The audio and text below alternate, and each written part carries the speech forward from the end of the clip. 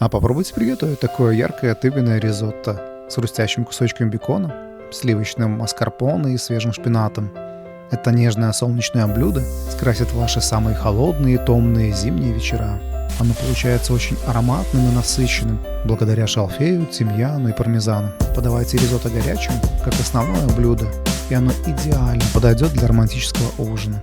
Для ризотто нам понадобится тыква, рис, грудинка, бекон, оливковое масло, белое вино, тимьян, шпинат, шалфей, сливочное масло, пармезан, маскарпоне, овощной бульон, соль и перец.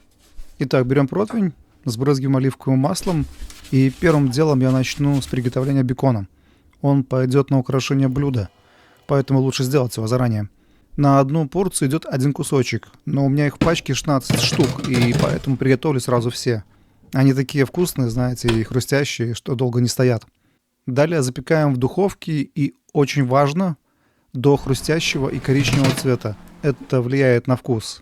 Как приготовились, выкладываем на салфетку, чтобы впитался лишний жир, и спокойно храним в холоде до 4 дней.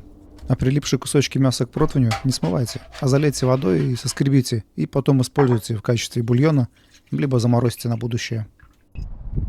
Еще одним из элементов декорации будет шалфеевый сливочный соус.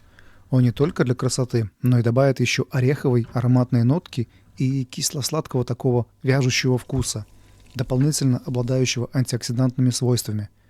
Для этого нам нужно карамелизовать масло до светло-коричневого цвета и добавить свежих листьев шалфея, убрать с огня и приправить все это солью, перцем и чесноком, если кто любит. Теперь нам нужно будет очистить тыкву. По мне так проще всего это делать овощерезкой. Далее разделить пополам и выскребать семечки ложкой. Теперь одну половинку отложите в сторону, а вторую половинку нужно будет порезать на кубики примерно 5-10 мм. Выложить это на противень в один слой желательно, и это важно для равномерного запекания и румяной корочки. Теперь все это дело сбрызнуть оливковым маслом, посыпать перцем, солью по вкусу, порвать пару веточек тимьяна и отправить в духовку на верхнюю полку, чтобы образовалась такая поджарая корочка, а мякоть осталась чуть твердой, но не сырой. Если передержать, то будет уже, конечно, тыквенная каша. Далее берем вторую половинку и нарезаем на произвольные ломтики, толщиной примерно 10 мм. И припускаем тыкву в рафинированном оливковом и сливочном масле. Это поможет нам выпарить влагу из тыквы и сделать вкус более ярким. Еще я накрываю фольгой, а не крышкой. Я делаю это для того, чтобы пар выходил и не образовывался бы конденсат, так как это может привести к более водянистому пюре. И еще во время готовки присматривайте за тыквой, чтобы она не поджарилась, так как это превратит яркий цвет пюре в коричневый, что, конечно, нежелательно. Готовность тыквы можете проверить ножом, но она должна быть мягкой. Далее нам надо измельчить тыкву в блендере, и важно это сделать, пока она горячая. Это нужно для более кремообразной консистенции и чтобы не было комков.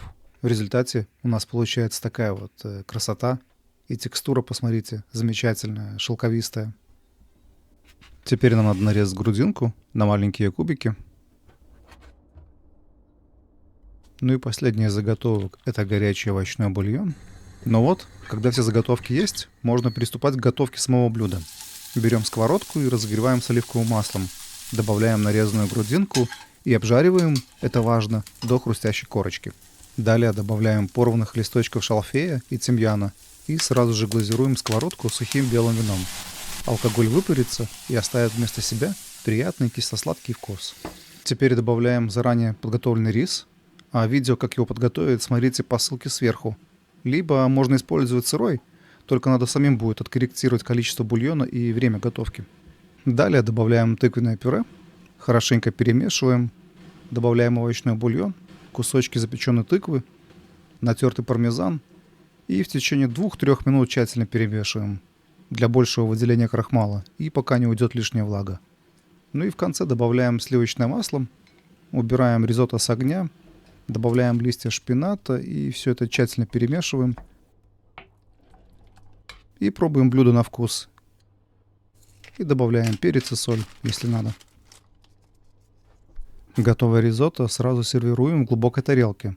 Выкладываем его посередине и аккуратно потряхиваем тарелку, чтобы оно красиво разошлось по краям.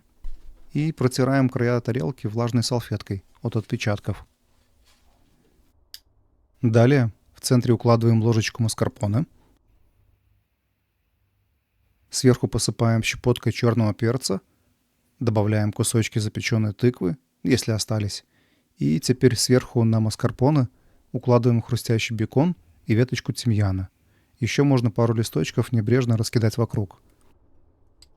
И в конце поливаем шалфеевым соусом и украшаем хрустящими листочками шалфея. Это, пожалуй, самое любимое ризотто в нашей семье. Оно так изящно смотрится и всегда поражает яркостью своих красок. А сочетание вкусов сладкой тыквы, бекона, ароматных специй и сливочного маскарпоне не оставляет равнодушными даже моих привередливых детей. Не пожалейте времени и терпения и обязательно попробуйте. Это действительно очень вкусно. На этом все. Спасибо за ваше внимание. Ставьте лайки и подписывайтесь. И помните, вкусно готовить просто, а вся соль в деталях.